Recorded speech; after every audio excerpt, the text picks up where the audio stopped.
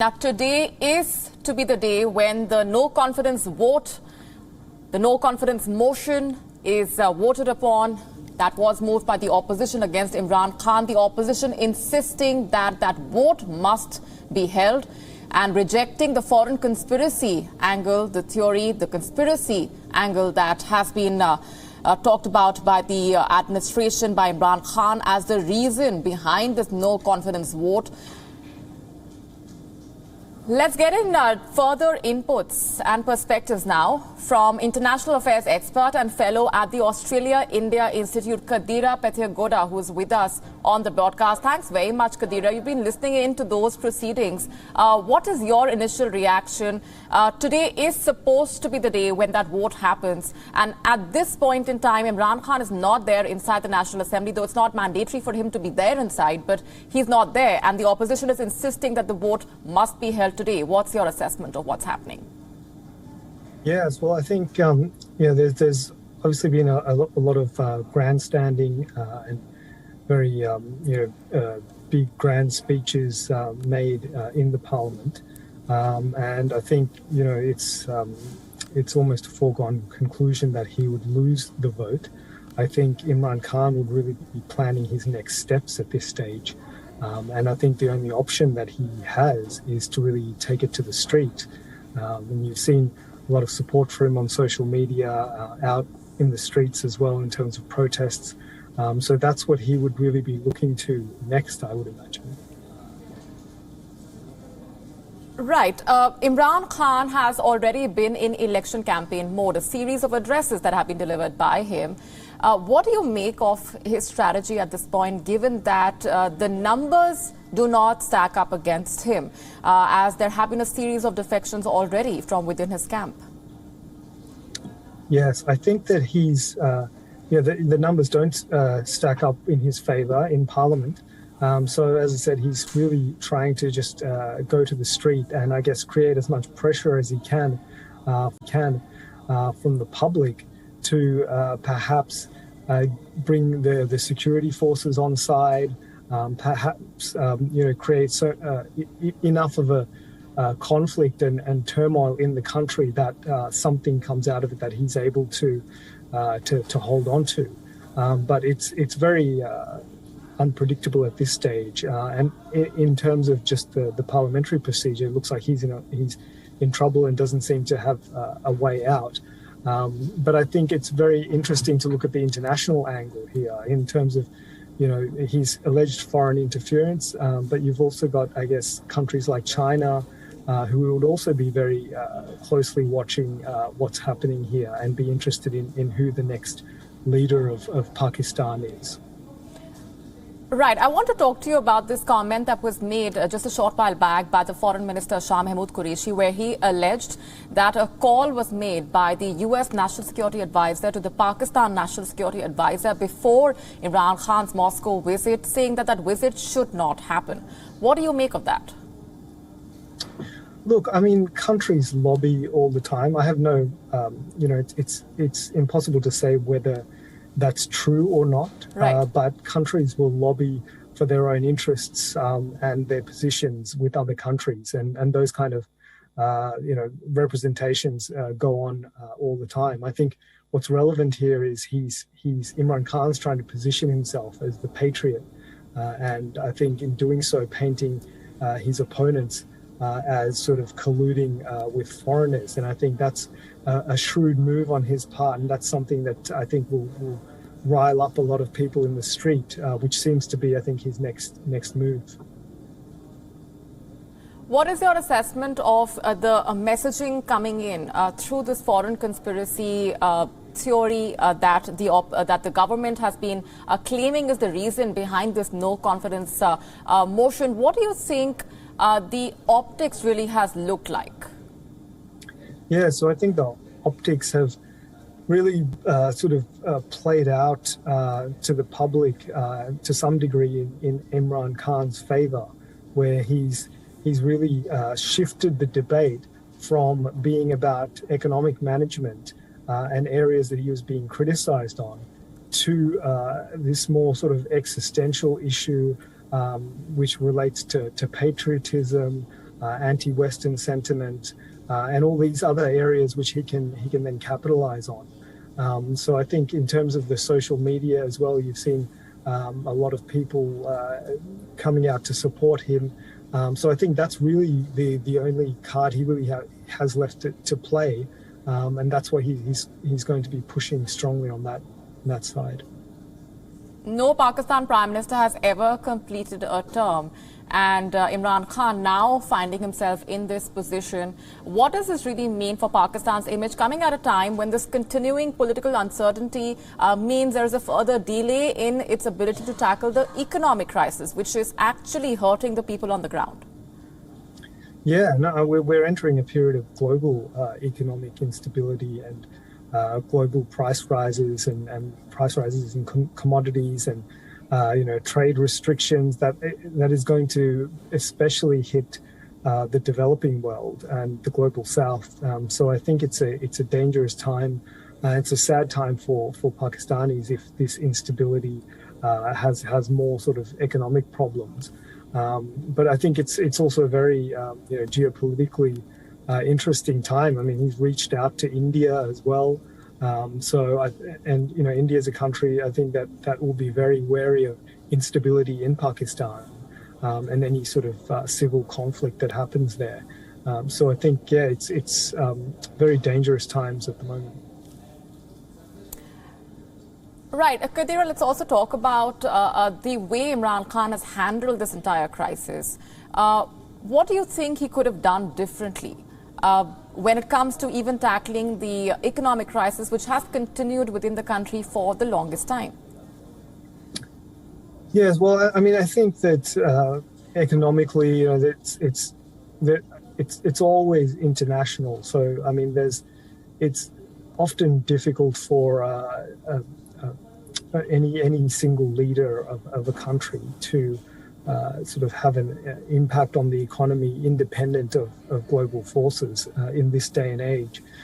So I think, usually prime ministers and presidents, when the economy does well, they take credit.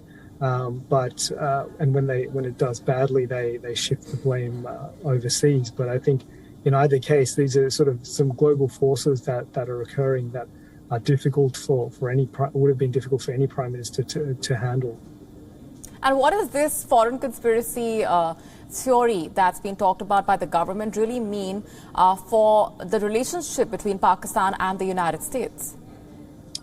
Yeah, I think that would really depend on the outcome of this crisis. So whoever takes over would have to look, at how they manage those relationships, because Pakistan, like a lot of South Asian countries, have a balancing act to play, and for Pakistan, it's more about balancing China and the US, and so I think that it's going to be very difficult for any leader. But this has just added another complication to it.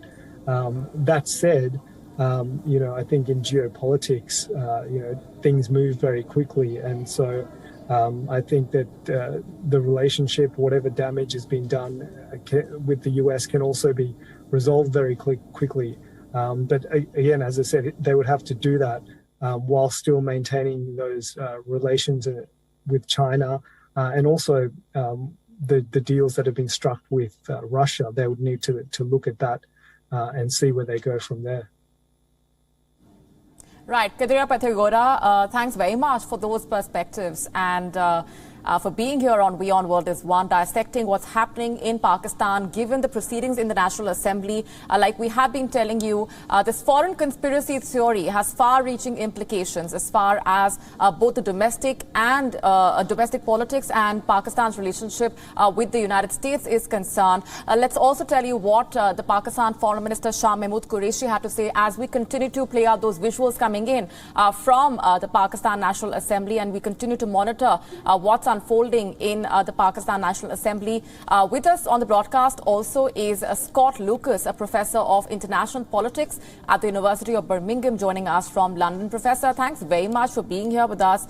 If you can share with us your initial reaction to what's unfolding in the Pakistan National Assembly at this point. You've been listening in to those arguments that have been already put out by the Foreign Minister and the members of the opposition. I think your viewers will probably be familiar with some of the specific arguments that are taking place. We have on the one side the Prime Minister, Imran Khan, trying to argue that there's a foreign conspiracy to remove him from office. We're having the opposition say on the other side that he is abusing his powers and that he is using the foreigners as a pretext to try to extend his authority. I think the way I would approach this, and I have to say as an outsider, because it's Pakistanis in the end of the day who have to make these decisions, this really is a case of the Prime Minister versus the Pakistani system. Imran Khan is taking on the legislature, the whole institution of the legislature, by trying to block the no confidence vote. He's taking on the courts. He has reluctantly now accepted their decision, but he did not want that decision to take place for this vote to occur. And he's taking on his own military, many of whom are at odds with him now and really don't believe that he is doing the best for Pakistan. Now, when Imran Khan comes forward and says, oh, yeah, it's all the United States that's doing this, my view is that this is a pretext. We know that in the past, the United States has removed governments. We know their history during the Cold War, like the Soviets, of trying to get their people in power. But in the past, 10, 15 years, I've seen leader after leader who is in trouble, rather than dealing with the domestic issues, say, oh, it's the Americans that are trying to push me out. And I really say that with respect, because I think this is a critical point for Pakistan, because it is not Imran Khan trying to work within the system to maintain his power. It's not Imran Khan even going to elections to maintain his power at this point. It's Imran Khan saying, you have to choose me over the legislature, over the courts, over every institution. And I think that's a very risky path for Pakistan, and indeed any country to take. I saw it in the United States in 2020 with Donald Trump, where he called on his own supporters to come out to prevent him having to leave the White House, to prevent Joe Biden from becoming president. And we know how that ended up. Those supporters wound up attacking the Capitol building in what was one of the biggest threats to American democracy, I think in decades. Pakistan's not the United States. But here we have, again, another man calling on his people to come out and protest because he doesn't like what's occurring. And if they decide that they're going to tear down the entire system, so be it. What is this foreign conspiracy theory that's been pushed forward by the government as they allege is the reason behind this no confidence motion? What does it mean for the relationship between Pakistan and the United States? Well, let me say, first of all, look, if Imran Khan has got evidence that Donald Lu, the State Department official, told the Pakistani ambassador, you have to get rid of Imran Khan. If he has evidence that a State Department official, as he alleged yesterday, conspired with 8 opposition members of the National Assembly to say, you have to get rid of Imran Khan, let's see the evidence. Let's see the evidence. Now, he says, oh, I can't produce it because the court told me I can't produce it. He's had weeks to produce this evidence. So let's see the documents. But on your wider question, look, there is a contest going on right now within the Pakistani system. Imran Khan was in Moscow on the day that Russia invaded Ukraine. He was there to talk about energy projects. He was there to talk about closer political links. The Pakistani military, which is seeing how the Russian military has generally failed in Ukraine, does not want to draw closer to Moscow. They would rather go to other countries, including the United States, for military assistance. So the Ukraine crisis has furthered a division within Pakistan that does have effects on how each side sees the United States. But again, when you ask me about the Pakistan-U.S. relationship, it's not the U.S. that is pulling strings in Pakistan, to make puppets out of legislators or out of the courts. It is a battle within Pakistan for power and authority in which relations with the United States is just one aspect of what is going on. Professor, this continuing political uncertainty means that there is a delay in tackling the actual crisis on the ground, which is hurting the people, which is the economic crisis. How optimistic are you that a change of guard will actually help in resolving the economic troubles? Well, I mean, looking down the road, I don't think anyone can predict that a changing of the guard, as you put it, is going to provide a quick fix solution. We've had changing of the guards in Pakistan over decades, and indeed over recent years. You know, we've gone from Musharraf to Sharif, from Sharif to Khan. We had Zardari as president as a while, and no one, in a sense, has been able to get a grip on the economic situation. But before we even get to that question, look, what I want to put to you here is we're back at a point in Pakistan, which is, will the system be fit for purpose to deal with economics, to deal with politics, to deal with the military situation? Because for a government to deal with the economy, it must have legitimacy. And if a prime minister says, I'm going to get my legitimacy by appealing to, quote, the people, and I'm not going to recognize any other part of the system, what are you left with at the end of the day? I mean, in other words, let's be very blunt here. Imran Khan setting this up to Pakistanis, which is you choose me or you choose the military.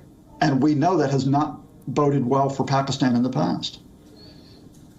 No Pakistan Prime Minister has completed a full term, and Imran Khan could be keeping up that record. What does this tell us about Pakistan's political system? Well, I think it would be too easy just to take a shot at Pakistan and say, look, you know, they just can't run their affairs, because I think there's many countries where we have questions about legitimacy and about stability. I think the thing you say about Pakistan is it's quite right that we have a record of prime ministers who have not come out well at the office. But you know what? The system is still there.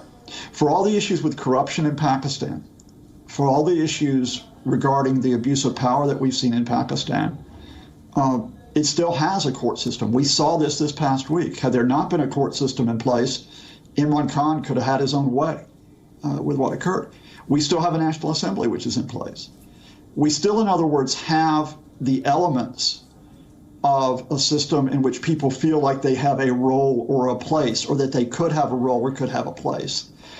And I think that is more important than saying, will this prime minister finish his first term? Prime ministers come and go. It's the system that needs to remain there to have any sense that you can make progress or even be stable in terms of your political and economic future. Right, Professor Scott Lucas, thanks very much for joining us on the broadcast with those perspectives. We're leaving it there for the moment. WION now available in your country. Download the app now. Get all the news on the move.